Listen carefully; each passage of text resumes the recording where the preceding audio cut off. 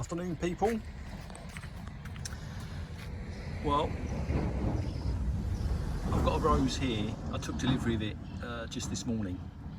It is, of course, Gertrude Jekyll, and I'm really pleased with it because I've ordered a few of these in the past and they've always come through very thin at the bottom, very flimsy.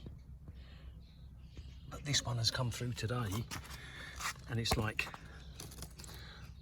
I don't know if you can see that, it's like marker pen sort of thickness coming up, and the growth even up here, that's probably about pen thickness, even up there.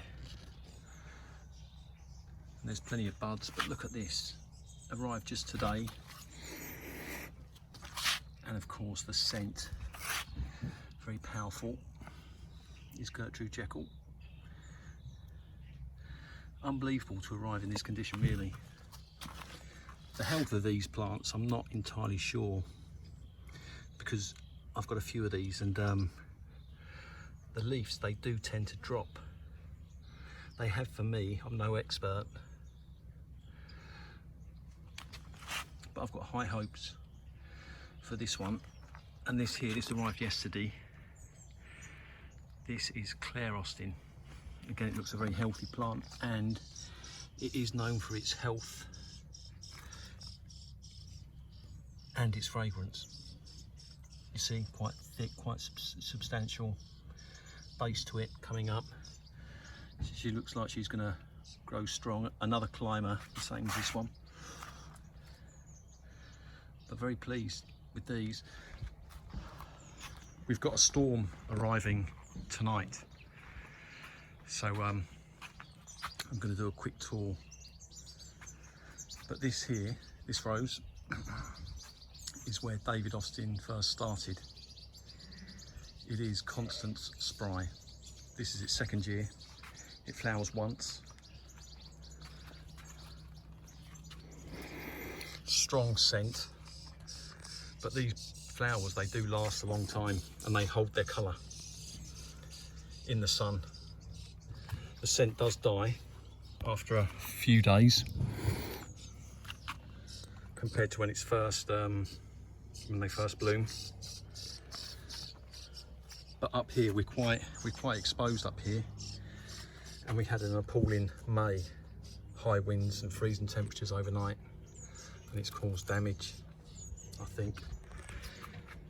Not an overly generous rose, I don't think. This one, it's growing around here and up here as well. But that is Constance Spry. It's got green fly here, but we are starting to see fresh growth come through. And there it is, I'm pleased with it. That's its second year. But in fact, you see this one here in the background, this is Paul's Himalayan musk. And what's good about this is this is its second year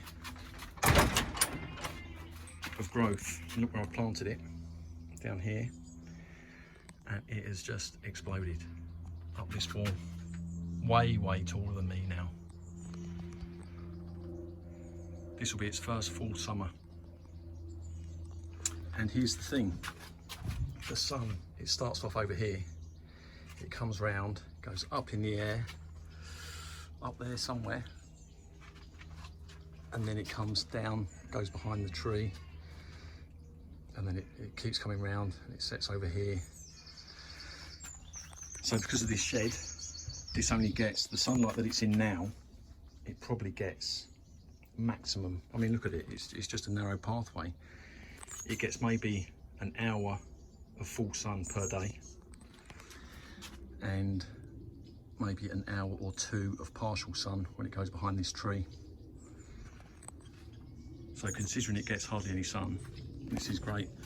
Now they say the fragrance on this rose is strong. I would disagree. It has got a musky scent, but I wouldn't describe it as strong. Not on my plant anyway. but I'm very pleased with the way it's taken off. And there are just millions upon millions of buds that are yet to come everywhere, millions of them. So maybe the scent comes from quantity, but if you were to smell the individual roses, I'm getting some scent, but not an awful lot. And it's once flowering, this. But overall, very happy with the growth. This is a monster. Right.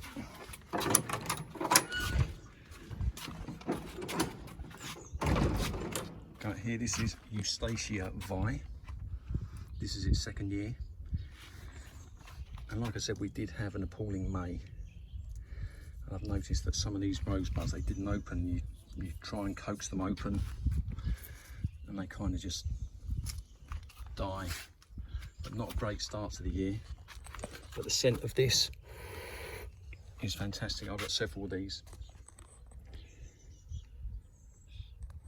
Very healthy plant. And this scent you can smell, and the scent lasts as well. There is some bleaching from the sun, but not an awful lot compared to this one. Right, let's go up.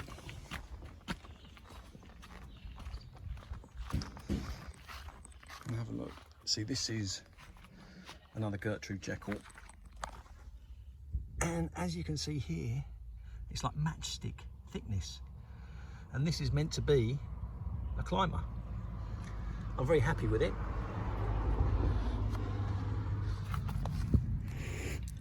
Again, the scent is knockout, very powerful.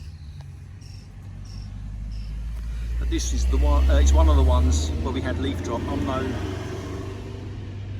I'm no rose expert, but it just, the couple we've got, they just didn't seem to be too healthy.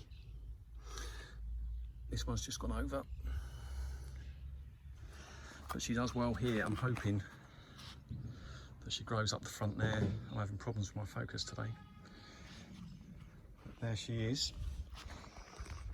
This one here is another miracle. This is Kiftsgate. She's in a box, quite a large container. This is its second year. That's its second year as well. This is its second year. And the thing about this plant is, this rose, she gets no sun. Again, the sun starts off over here somewhere, goes up in the air, comes down over here. So the sun that she's getting now is pretty much the maximum, but I would suggest she gets no real direct sunlight. And she has taken off and she is going up and up into the trees. She's starting to bud as well. Oh, I've got real problems with my focus today. It might be the shadows and the sun, but she's just started to bud. This is once flowering,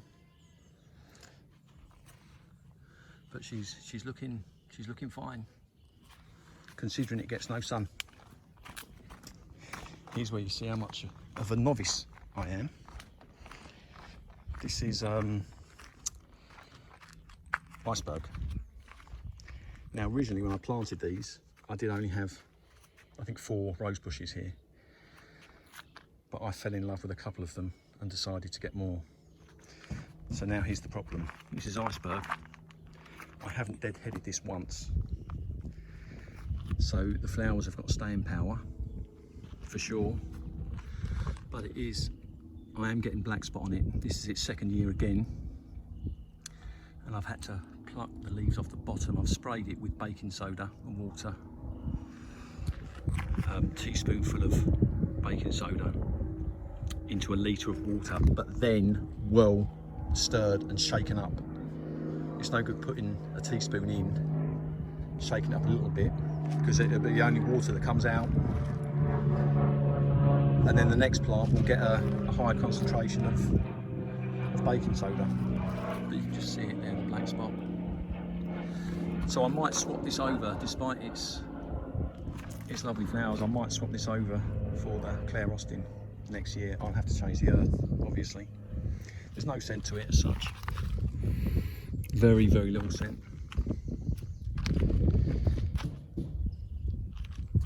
Darcey Bussell. Absolutely magnificent. I planted this as bare root this year, and she's doing fantastically well. Such a lovely, lovely rose.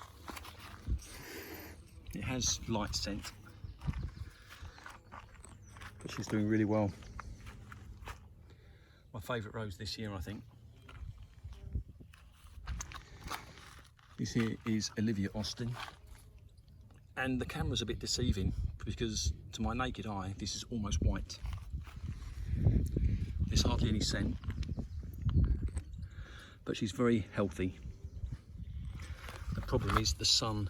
We've had a lot of sun just recently, and it bleaches the petals almost instantly. First day maybe it'll be nice and pink. These look pink on my camera here, but they are pretty much almost white, but very, very healthy, and it's growing very well. Yeah, there's not much scent there. And this was my favourite rose last year. This is Boscobel. I've got 3 of these. I've got greedy, but it's got magnificent scent.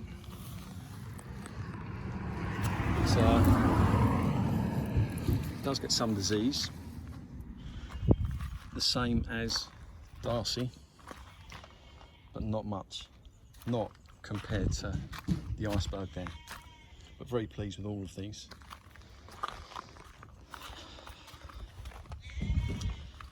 This here is Queen of Sweden. This is an unusual one because that's got to be at least 2 weeks old, that flower, and it is still in perfect shape, but there is zero scent to speak of. I only bought this because it looks so healthy in the garden centre. Strong growth, and there looks like plenty of buds coming through. I only bought that recently, a month or 2 back.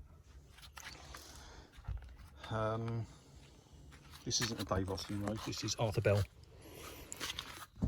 Strong scent, lemon, but the sun does bleach these petals within a day or 2, particularly on a day like today. It turns the roses almost white.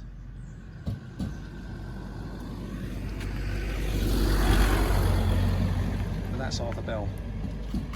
But that's it, blimey, we're at 12 minutes already. I think I better call that a day. But there we go. All these roses are going to get destroyed tonight. So just another last look at this Gertrude Jekyll. I've got high hopes for her. I'm hoping she stays healthy. But I'm no rose expert, guys. But I do have a fair few. I've got more around the front and more around the back, but we're at 13 minutes now. Okay, cheers, guys.